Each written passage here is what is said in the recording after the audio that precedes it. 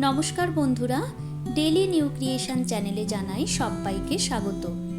আজকে আমি দারুণ সুস্বাদু এবং চটজলদি একটি সাদা পোলাওয়ের রেসিপি নিয়ে চলে এসেছি, যেটা কিন্তু সম্পূর্ণ পেঁয়াজ রসুন ছাড়া আপনারা যে কোনো নিরামিষের দিনে বা পুজো পার্বণের দিনেও কিন্তু অনায়াসেই বানিয়ে নিতে পারেন।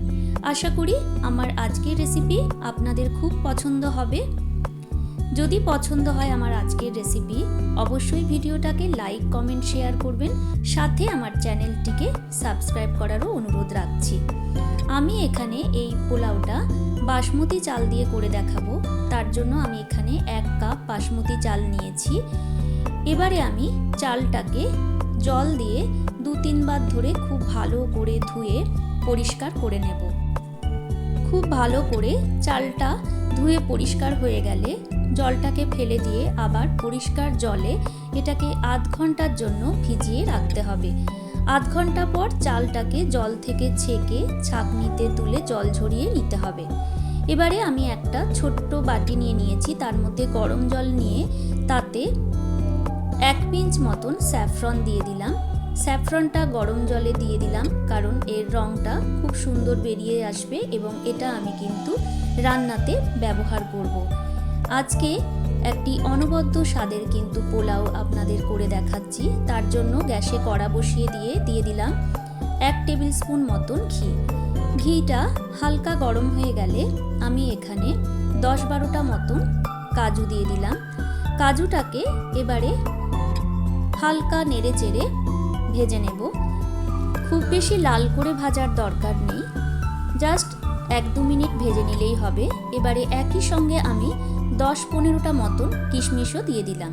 কাজু কিশমিশটাকে একসাথে খুব ভালো করে ভেজে নিয়ে এবারে আমি এটাকে তুলে নিচ্ছি একটা পাত্রে।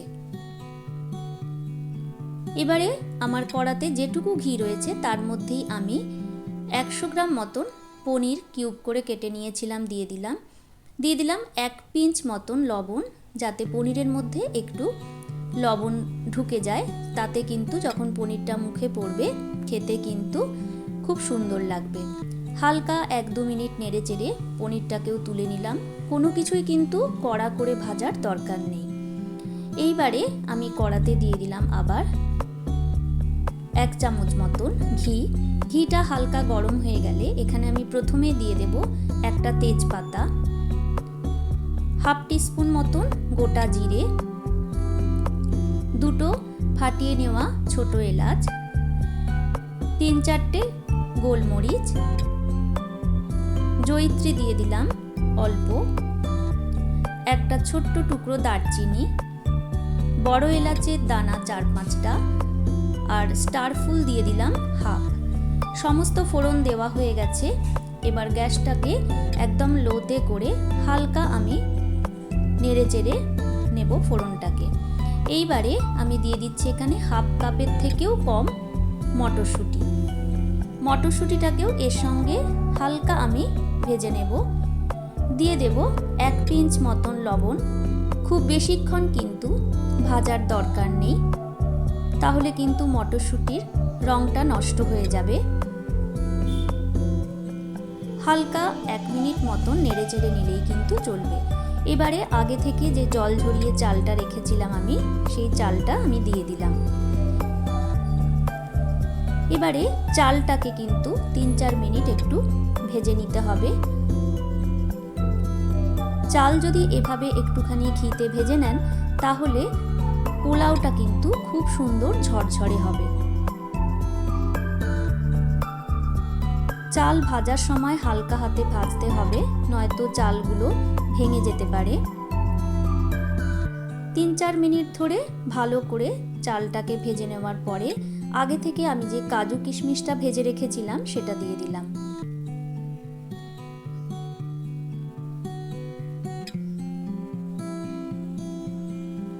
সবকিছু খুব ভালো করে মিশিয়ে নিয়ে এবারে আমি যে পনিরের টুকরোগুলো ভেজে রেখেছিলাম সেগুলোও দিয়ে দিলাম। পোলাও রান্নার সময় কিন্তু জলের ব্যাপারটা খুব সাবধানে দিতে হবে, জলের পরিমাণ। আমি এখানে গরম জল ব্যবহার করছি। 1 কাপ চালের জন্য 1.25 কাপ আমি জল দিয়েছি। 2 কাপ জল দিইনি। এখানে ঝরঝরে পোলাও যেহেতু আমি বানাবো, 1.25 কাপ জল দিলেই কিন্তু যথেষ্ট। এবারে খুব ভালো করে সব কিছু মিশিয়ে নিচ্ছি। দিয়ে দেবো এবারে পরিমাণ মতন লবণ। লবণ দেওয়ার সময় যদি দেখেন যে এই সময় লবণের ভাগটা কম থাকে, তাহলে কিন্তু যখন পোলাওটা রেডি হয়ে যাবে তখন কিন্তু পোলাওতে লবণটা কম লাগবে। তাই এই সময় যদি লবণটা একটু চড়া থাকে, সেটাই কিন্তু পারফেক্ট হয়ে যাবে যখন পোলাওটা আপনার পুরোপুরি রেডি হয়ে যাবে। এই সমস্ত ছোটোখাটো টিপসগুলো যদি ফলো করে আমার মতন করে এই পোলাওটা বানান, তাহলে কিন্তু আপনাদের পোলাওটাও খুব সুন্দর হবে এবং ঝরঝরে তৈরি হবে। তাই পুরো ভিডিওটা কিন্তু আপনারা স্কিপ না করে দেখবেন, তবেই কিন্তু পারফেক্ট আপনারা এই সাদা পোলাওটা বানাতে পারবেন। আমি এখানে গ্যাসটা মিডিয়ামে করে প্রথমে কিন্তু ঢাকা দেব না, এইভাবে ফুটিয়ে নেব, যাতে ওপরের জলটা পুরোপুরি দেখুন টেনে যায়। নিচের দিকে কিন্তু দেখুন এখনও অনেকটা জল রয়েছে, ওপরটাই টেনে গেছে। এই পর্যায়ে আমরা এইবারে ঢাকা দেব 5 মিনিটের জন্য, গ্যাসটাকে একদম লোতে করে। 5 মিনিট পর আমি ফিরে এলাম। দেখুন জলটা কিন্তু আমার টেনে গেছে। এই পর্যায়ে আমি দিয়ে দেব চিনি। চিনিটা আপনারা স্বাদ মতন দেবেন। এখানে আমি 2 চামচ মতন চিনি দিয়েছি। এইবারে সব কিছু হালকা হাতে একটুখানি নাড়াচাড়া করে নিতে হবে, যাতে চিনিটা খুব ভালো করে গলে যায় এবং সব কিছু খুব ভালোভাবে মিলেমিশে যায়। এইবারে আমি এটাকে কিন্তু দম দেব। তার জন্য আমি গ্যাসটাকে এবারে একদম লোতে করে দেব এবং ওপর থেকে 1 চামচ আমি ঘি দিয়ে দিলাম। এবারে আমি 5 মিনিটের জন্য এটাকে দম দেব, যাতে একটুও যেন না বাতাস বেরিয়ে যায়। ওপর থেকে একটা হামানদিস্তা দিয়ে এইভাবে চেপে দিয়েছি, যাতে একটুও না বাতাস বেরিয়ে যায়। 5 মিনিট পরে আমি এবারে দেখুন ঢাকনাটা খুলছি। ঢাকনাটা খুলে সমস্ত কিছু খুব হালকা হাতে আমি নাড়াচাড়া করে নিচ্ছি। দেখুন আমার পোলাও কিন্তু অলমোস্ট রেডি হয়ে এসেছে। আর একটা ছোট্ট স্টেপ আমার বাকি আছে।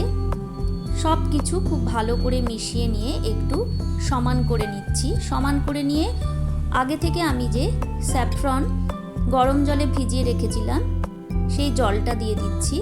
এতে কিন্তু এই পোলাওয়ের স্বাদটা দারুণ হবে, খুব সুন্দর একটা গন্ধ আসবে এবং চালটা সাদা আর হলুদ একসাথে মেলানো মেশানো হবে, তাতে দেখতে কিন্তু খুব সুন্দর হবে। গ্যাসটাকে কিন্তু আমি অফ করে দিয়েছিলাম। অফ করেই আমি এই স্যাফরন জলটা দিয়েছি। এবারে আমি 2-3 মিনিট পর ঢাকনাটা খুলে দেখুন আমি সব কিছু খুব হালকা হাতে মিশিয়ে নিচ্ছি, যাতে সাদা ভাত আর হলুদ ভাত এইভাবে মিলেমিশে যায়। আমার রেডি হয়ে গেল ঝরঝরে একদম সম্পূর্ণ নিরামিষ সাদা পোলাও। আপনারা কিন্তু অনায়াসেই এই রান্নাটা বাড়িতে যে কোনো নিরামিষের দিন বা পুজোর দিনে বানিয়ে নিতে পারেন খুব কম সময়। আশা করছি আমার আজকের রেসিপি আপনাদের খুবই পছন্দ হবে। যদি রেসিপিটা ভালো লাগে তাহলে অবশ্যই কিন্তু বন্ধু বান্ধবদের সাথে শেয়ার করতে ভুলবেন না। সাথে চ্যানেলটিকে সাবস্ক্রাইব করে আমার পাশে থাকবেন। আজকের ভিডিওটা ভালো লাগলে অবশ্যই একটা ছোট্ট করে লাইক করে দেবেন। সাথে অবশ্যই কমেন্ট করে জানাতে ভুলবেন না যে আমার রেসিপিটা কেমন লেগেছে। চলে আসবো আবার নতুন রেসিপি নিয়ে। সকলে সুস্থ থাকবেন, ভালো থাকবেন। আমার পুরো ভিডিওটা দেখার জন্য আপনাদের অসংখ্য ধন্যবাদ। নমস্কার।